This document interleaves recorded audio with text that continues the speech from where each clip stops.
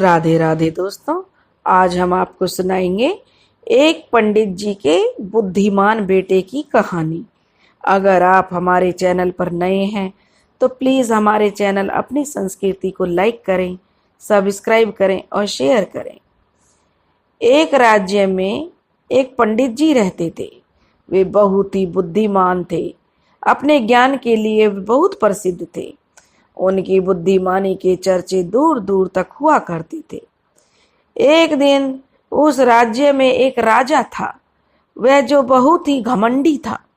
राजा ने पंडित को अपने दरबार में बुलाया और पंडित जी को दरबार में जब पहुंचे तो उन्होंने राजा को प्रणाम किया।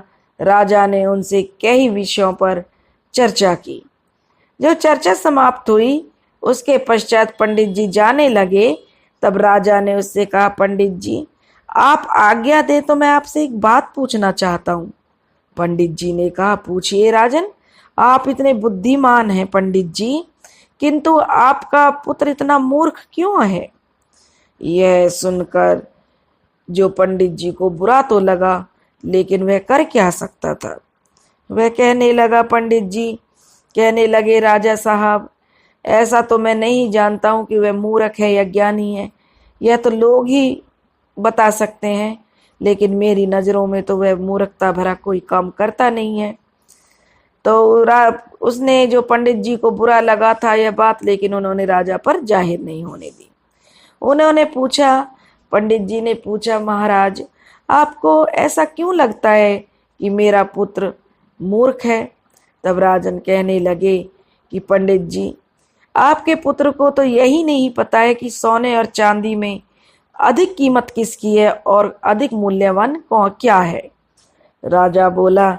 यह सुनकर जब राजा ने पंडित जी को बोला तो सारे दरबारी हंसने लगे।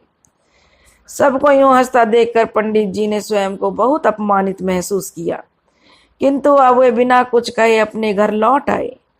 घर पहुंचने पर वे बहुत दुखी थे और अपने पुत्र के लिए चिंतित थे।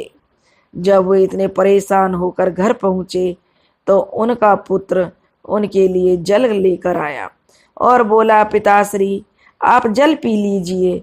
उस समय भी सारे दरबारियों की हंसी पंडित जी के दिमाग में गूंज रही थी।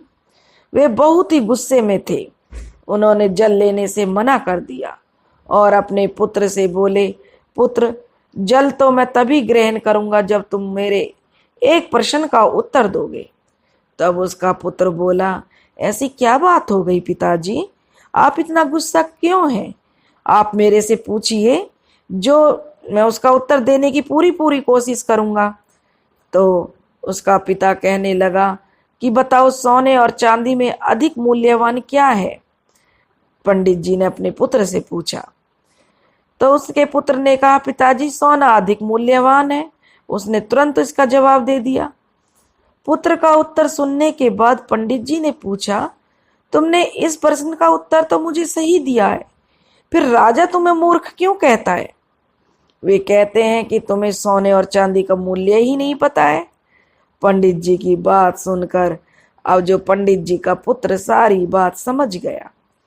उसने अपने पिता को वह बताने लगा, पिताजी मैं प्रतिदिन सुबह जिस रास्ते से विद्यालय जाता हूँ उस रास्ते के किनारे राजा अपने दरबार लगाते हैं और वहाँ ज्ञानी और बुद्धिमान लोग बैठकर तरह तरह के विषयों पर चर्चा करते हैं।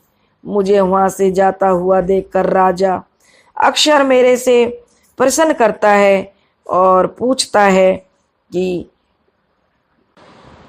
उनके एक हाथ में सोने का सिक्का और दूसरे हाथ में चांदी का सिक्का है और रखकर कहते हैं कि इन दोनों में तुम्हें जो मूल्यवान लगे वह उठा लो।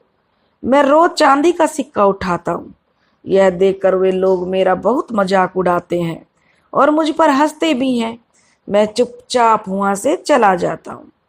पूरी बात सुनकर जब पंडित जी ने कहा, पुत्र जब तुम्हें पता है कि सोना और चांदी में अधिक मूल्यवान सोना है तो तुम सोने का सिक्का उठाकर ले आया करो, तो तुम राजा की दृष्टि में अच्छे योग्य बन जाओगे, और जब तुम चांदी उठाते हो तो राजा की दृष्टि में तुम मूर्ख हो।